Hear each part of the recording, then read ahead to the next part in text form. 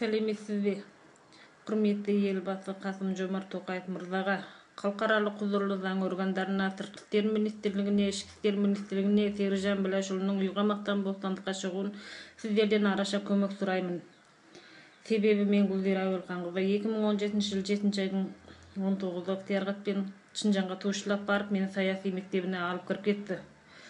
15 күн оқисың деді, 15 күн емес 15 ай тұрдым. Сол кезде лагерде көрген күндерім.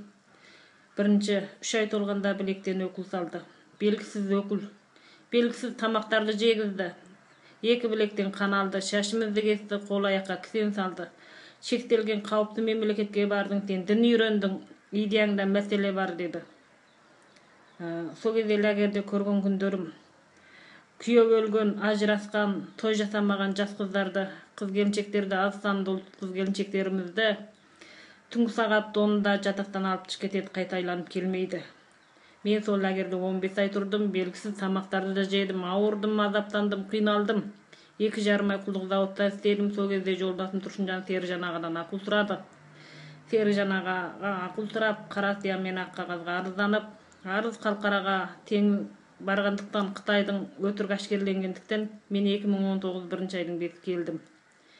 Мен сол тірі куәгердің бірімін. Серікжан аға бөлінген жарылғандарды қосып, жаншығынан ақша шығарып баққаннан басқа ешқандай жазығы жоқ.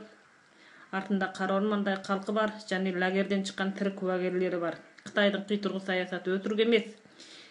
Біз лагерде жатқанда 2026 жылға дейін бұл тәрбиелеу мектебі 2026 жылға дейін деп ашық айтып еткен. Аз санды ұлттарымыз ішкерге кетіп жатыр. Онан қалғандары Қытайдың құлдық зауыттарын істеп жатыр. Сол үшін сізден араша көмек сұрағандығым. Мен ашық сұхбатта болам десеңіздер, Атажұрт еріктілер мүшесі Тілек және Гүлжан арқылы ашық сұхбат бере аламын. Рахмет, келбескендеріңізге. Серікжан ағаны